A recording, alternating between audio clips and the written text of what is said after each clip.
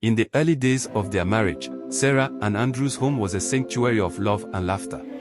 They planted crops together, shared meals under the moonlight, and spoke of the many children they would have. "Our sons will till the land," Andrew would say with pride, "and our daughters will weave the finest clothes," Sarah would laugh, her heart full of dreams. But the seasons turned, one after the other, and still, no child came.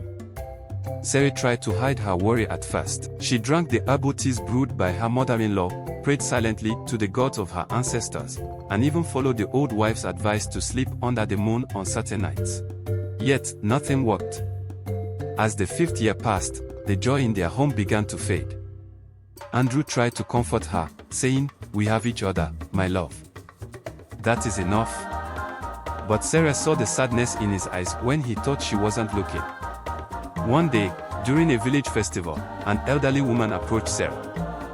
Her name was Neka, and she was known for her sharp tongue. "Child," Neka said, "what are you waiting for? A woman's glory is in her children. Go and find a solution before it's too late." Her words cut through Sarah like a blade.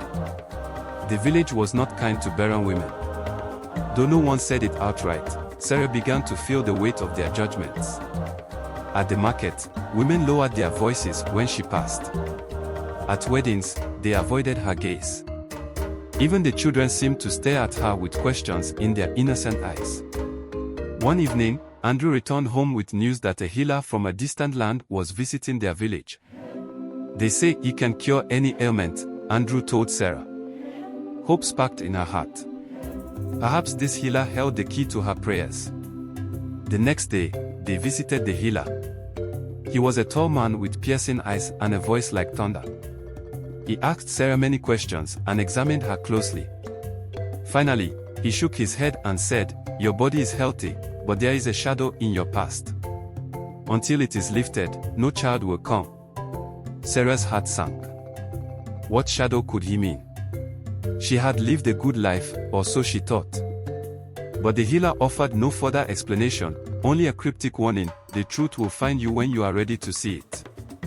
And so began Sarah's journey, a journey through churches, mosques, and shrines, searching for answers to a mystery she did not yet understand. One day, her friend Ada suggested she visit a church on the hill, known for its miraculous prayers. "The God they serve is mighty," Ada said. "He has opened the wombs of many women." With hope in her heart, Sarah and Andrew climbed the hill to the church. It was a grand place, filled with the sounds of songs and prayers. The pastor, a man with a booming voice, laid his hands on Sarah's head and prayed fervently. "The Lord will answer you," he declared. "Go and prepare for your child." From that day, Sarah trusted and kept her hope for a child. The following month, Sarah became pregnant. She gave birth to twins. She and Andrew were very happy that God has done it. The villagers came to celebrate with them, and Sarah was thankful to God and Ada that brought her to meet the pastor.